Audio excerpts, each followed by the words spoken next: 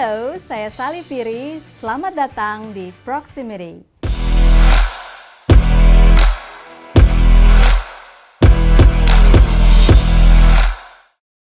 Tayangan yang baru saja kalian saksikan adalah suasana para polisi perempuan PBB dalam misi perdamaian dunia. Di Indonesia sendiri, Polri sebenarnya telah terlibat dalam misi perdamaian sejak tahun 1989 lewat misi United Nations Transition Assistance Group di Namibia, Afrika.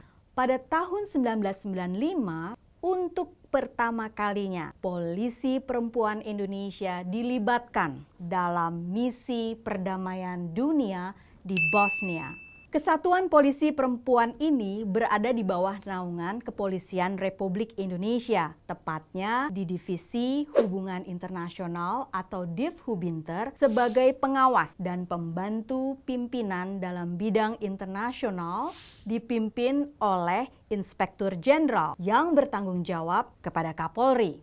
Dalam tugasnya, Divhubinter memiliki dua biro, yaitu National Central Bureau atau NCB Interpol dan Misi Internasional. Biro NCB Interpol berperan dalam menangani kasus-kasus kejahatan lintas negara. Sementara Biro Misi Internasional berperan dalam pengembangan kapasitas dengan mitra negara asing serta menjadi bagian dalam kegiatan perdamaian dan kemanusiaan. Dalam menjalankan misi perdamaian dan kemanusiaan, Polri mengirim dua bentuk penugasan, yaitu dalam ikatan kelompok yang disebut sebagai Formed Police Unit atau FPU, dan ikatan dalam bentuk perorangan atau yang disebut Individual Police Officer atau IPO. Tugas FPU adalah untuk membantu kegiatan utama terkait perlindungan dalam kegiatan kemasyarakatan dan keberadaan personil PBB di daerah konflik. Sementara IPO berperan untuk melakukan semua misi PBB yang membutuhkan beberapa keahlian khusus. Peran Indonesia dalam misi perdamaian dan kemanusiaan PBB ini sejalan dengan amanat Undang-Undang Dasar 1945 dalam melaksanakan ketertiban dunia yang berdasarkan perdamaian abadi dan keadilan sosial. Keterlibatan perempuan ini ada dasar hukumnya loh.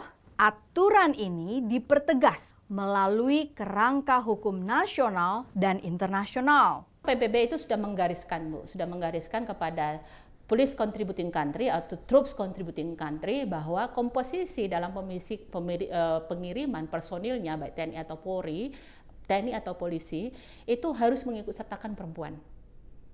Standar PBB itu menetapkan yang idealnya adalah 25% dari keseluruhan anggota polisi atau militer yang dikirimkan itu adalah perempuan. Nah, kalau lihat kebijakan nasional lagi kita, tentu kita tidak lepas dari bahwa negara kita mempunyai Inpres yang mengatur tentang pengarustamaan gender. Polri itu sendiri itu ada aturan yang mengatur, yaitu Peraturan Kapolri nomor 1 tahun 2022 tentang pengarustamaan gender. Dalam misi perdamaian dan kemanusiaan, kehadiran para sosok polisi perempuan di daerah konflik menjadi penting, terutama dalam melakukan pendekatan dan treatment kepada kelompok-kelompok rentan seperti anak-anak dan perempuan. Jadi persentase anak di dalam camp itu sangat besar dan persentase perempuan itu lebih besar daripada laki-laki akibat matinya para lelaki di medan pada saat konflik. Apa tugasnya itu adalah contoh bagaimana kita mengedukasi para perempuan ini untuk dapat kembali ke kehidupan normal. Setelah terjadinya konflik, kan mereka ini terusir, mereka ini terpisah dari keluarga, terpisah dari desanya, dia harus hidup di dalam sebuah kelompok, di dalam sebuah camp. Bagaimana mereka bisa mulai percaya diri? Kemudian anak-anak yang hidup di dalam camp atau pernah melihat konflik, itu kita harus membantu dia menjadi anak yang normal. Khusus kepada anak-anak perempuan, karena memang itu ada kekhasan dalam bagaimana mengantisipasi dia, termasuk sebenarnya anak laki-laki menjadi korban atas pelecehan seksual, maka salah satu tugas kita adalah mendedukasi orang tuanya dan kelompok masyarakat agar anak-anak ini tidak menjadi korban daripada sexual harassment. Dengan peran penting tersebut, tentunya proses rekrutmen sebagai FPU maupun IPO memakan waktu yang panjang melalui berbagai tahap dan uji kompetensi dengan standar khusus yang telah ditetapkan. Menjadi polisi yang bertugas di daerah konflik dan jauh dari tanah air tentu bukan hal yang mudah. Konflik yang ditangani bukan cuma konflik antar negara, tetapi juga konflik di dalam negeri dan perang saudara. Bahkan mereka juga berisiko berhadapan dengan terorisme, radikalisme, dan penyakit menular ketika bertugas. Hal ini juga disampaikan oleh Bribka Diana yang merupakan salah satu polisi IPO yang tengah bertugas dalam misi perdamaian PBB, tepatnya di negara Mali, Afrika. Gao itu adalah salah satu region yang bisa dibilang berbahaya karena banyak aksi teroris di sana. Jadi kita melakukan patroli jalan kaki, pas melewati ada ibu-ibu sama anak kecil. Jadi saya samperin, "Selamat pagi Ibu." Dan dia sangat senang ketika kita pegang, kita sentuh, saya ambil anaknya, saya peluk, saya cium. Karena rasanya jauh dari orang, jauh dari anak saya ingin apa yang saya lakukan itu bisa orang lain lakukan juga buat anak saya. Bom itu memang hampir tiap hari. Wow. Pasti makanya banyak kendaraan-kendaraan UN itu yang rusak. Kemarin ada direct shoot ke unit kami yang ada di Nigeria, di Timbuktu. Itu 2 orang meninggal di tempat. Langsung ditembak sama teroris. Dan 4-nya itu dilarikan ke rumah sakit. Yang satunya sempat dibawa pulang ke negaranya, ke Nigeria. Kalau mau bilang menakutkan atau horor ya memang misi seperti itu. Kalau tidak horor mungkin bukan misi namanya.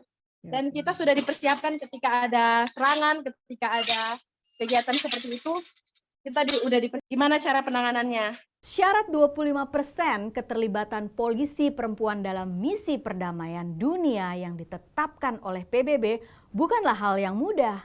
Dan untuk menjadi IPO, tesnya juga tidaklah mudah.